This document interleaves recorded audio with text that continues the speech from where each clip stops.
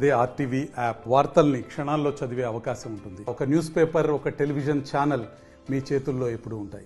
వేముల భారతిని మాట్లాడుతున్నాను. ఈరోజు రాష్ట్ర ఉప ముఖ్యమంత్రి గారు బట్టి విక్రమార్క గారు 2024-25 బడ్జెట్ 2,75,891 కోట్ల రూపాయలని ప్రవేశపెట్టడం జరిగింది. మరి ఏవైతే 6 గ్యారెంటీలు ప్రభుత్వం ఇస్తానని అధికారంలోకి వచ్చిందో ఆ 6 గ్యారెంటీలు ప్రతి ఒక్క నిరుపేదకి అందే విధంగా ఈ బడ్జెట్ని ప్రవేశపెట్టడం చాలా సంతోషకరమైన విషయం. పార్టీ తరఫున మేమే కాకుండా ప్రతి ఒక్క మహిళ, ప్రతి ఒక్క పేద కుటుంబం కూడా చాలా సంతోషంగా ఉంది. ఈరోజు ఏదైతే గత ప్రభుత్వంలో మనం చూసుకున్నాం, ఎంతవరకు బడ్జెట్ వాళ్ళ వరకు వాళ్ళకు అనుకూలంగానే ప్రవేశపెట్టుకున్నారు తప్ప నిరుపేదలకు ఏ విధంగా ఉపయోగపడే విధంగా మాత్రం చేయలేదు.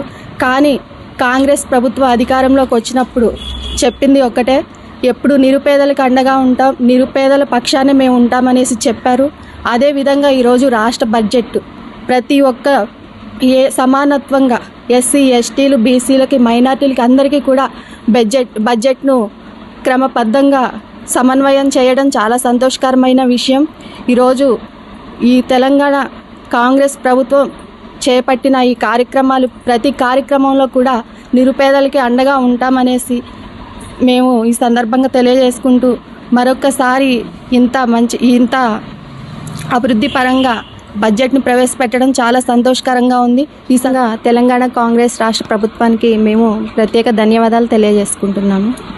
కాంగ్రెస్ పార్టీ 10 సంవత్సరాల తర్వాత మన తెలంగాణలో గవర్నమెంట్ ఏర్పాటు చేయడం చాలా సంతోషదాయకమైంది.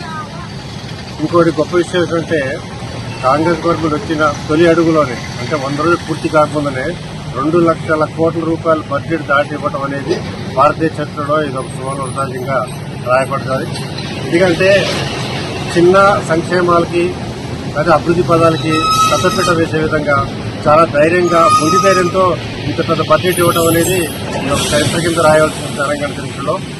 ఎందుకంటే మేజర్గా వచ్చి ఇప్పుడు గత 10 ఏళ్ల నుంచి కూడా గృహ నిర్మాణానికి బాగా వెనుకబడిన రాష్ట్రంలో మన రాష్ట్రం ఒకటి ఉండేది. అలాంటిది దానికోసం 1,000 కోట్ల రూపాయలు వెచ్చించడం, అలాగే ఉచిత విద్యుత్ కోసం ఇలా కొన్ని పేద ప్రజలకు చాలా అత్యంత దగ్గరగా వెళ్లే ఒక పథకాలని రూపొందించడం అనేది మామూలు విశేషం కాదు. ఎందుకంటే ఇంత బడ్జెట్ ఒక ప్రతిపాదన చేయటము, దానికోసం గుండె ధైర్యంతో ముందు అడుగేస్తున్నందుకు కాంగ్రెస్ పార్టీ రాబోయే రోజుల్లో ఇంకెన్ని అద్భుతాలు చేయబోతుందో ఇది చూస్తేనే అర్థమైపోతుంది. ఎందుకంటే రాబోయే పరిణామాలు చాలా కఠినమైన పరిణామాల్లో కూడా ఇంత ధైర్యంగా చెప్పు తీసుకుంది. ఎందుకంటే తెలంగాణ గవర్నమెంట్ ఏర్పడిన తర్వాత, తెలంగాణ రాష్ట్రం ఏర్పడిన తర్వాత వచ్చిన ప్రభుత్వాలు అభివృద్ధి పదంలో ఉన్న, అంటే ఆదాయంతో ఉన్న రాష్ట్రాన్ని బాగా అధోపాదాలకు వెళ్ళిన పరిస్థితి మనం రోజు పేపర్లు, టీవీల్లో చూస్తూనే ఉన్నాము. అటువంటి తరుణంలో కూడా ఒక గుండె ధైర్యంతో ఇన్ని లక్షల కోట్ల రూపాయల బడ్జెట్తో ఒక ప్రతిపాదన చేయడం అనేది చాలా ధైర్యమైన విషయం. ఇది చాలా పేద ప్రజలకు చాలా దగ్గరగా వెళ్తుంది.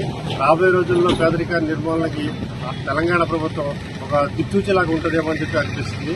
కాబట్టి ఇది ప్రజలు కూడా ఒక విధంగా ఆలోచించిన విషయం ఏంటంటే, ఒక్క సంక్షేమకే కాదు, ఒక జాతికే కాదు, ఆంధ్ర రాష్ట్రం అంటే ఉమ్మడి రాష్ట్రంలో ఉన్న ఏదైతే కడు పేదరికంలో ఉన్నారో వాళ్ళందరికీ వృద్ధి చెందేలాగా, అంటే అన్ని కోణాల నుంచి, అన్ని కులాలకి, అన్ని మతాలకి, అన్ని వర్గాలకి కూడా సముచిత స్థానం కల్పించినట్టుగా ప్రాధాన్యత కల్పించడం చాలా అద్భుతం. రాబోయే రోజుల్లో ఇంకొన్ని మరిన్ని విజయాలు సాధిస్తాను కోరుకుంటున్నాను. అందరికీ నమస్కారం. నేను అశ్వరావుపేట బీసీ సంక్షేమ సంఘం యూత్ యువ నాయకుడిగా పనిచేస్తున్నాను. ఈరోజు కాంగ్రెస్ పార్టీ తెలంగాణ ప్రభుత్వం చేపట్టినటువంటి బడ్జెట్ సమావేశాల అనంతరం బడ్జెట్ రిలీజ్ చేయడం జరిగింది. ఈ ప్రక్రియ అనేది చాలా సంతోషాన్ని కలిగించే విషయం. ఎందుకంటే ఇంతకు మునుపు ఎన్నడూ లేని విధంగా కూడా ఈ బడ్జెట్ కేటాయించడం జరిగింది. నిరుపేదల సంక్షేమమే ఒక దిశగా ఆలోచన చేయటం అభినందనీయం. ఇప్పుడు మనం చూసుకున్నట్లయితే బీసీ గురుకులాల్లో కానీ వీరందరూ కూడా సొంత భవనాలు లేక ఎన్నో ఇబ్బందులకి గురయ్యే తరుణాలు మనం చూస్తూ ఉన్నాం. వాటన్నిటినీ కూడా దృష్టిలోకి తీసుకుని భవన నిర్మాణానికి కూడా వాళ్ళు బడ్జెట్ కేటాయించడం, అలాగే కాంగ్రెస్ పార్టీ ఏదైతే ఉందో 6 గ్యారంటీలు వారు చెప్పడం జరిగింది. ఆ 6 గ్యారంటీలను కూడా వాళ్ళు పూర్తి చేయడం కోసం అదే ప్రక్రియలో ఈ బడ్జెట్ని కేటాయించి ముందుకు తీసుకెళ్ళడం అనేది కూడా ప్రతి ఒక్క పేదవారు కూడా హర్షించదగ్గ విషయం అని చెప్పేసి నేను తెలియజేసుకుంటా ఉన్నాను. అదేవిధంగా రానున్న రోజుల్లో కూడా ప్రజా సమస్యలపై కాంగ్రెస్ పార్టీ పనిచేస్తుందని చెప్పేసి మేము ఆశాభావాన్ని వ్యక్తం చేస్తూ ఉన్నాం.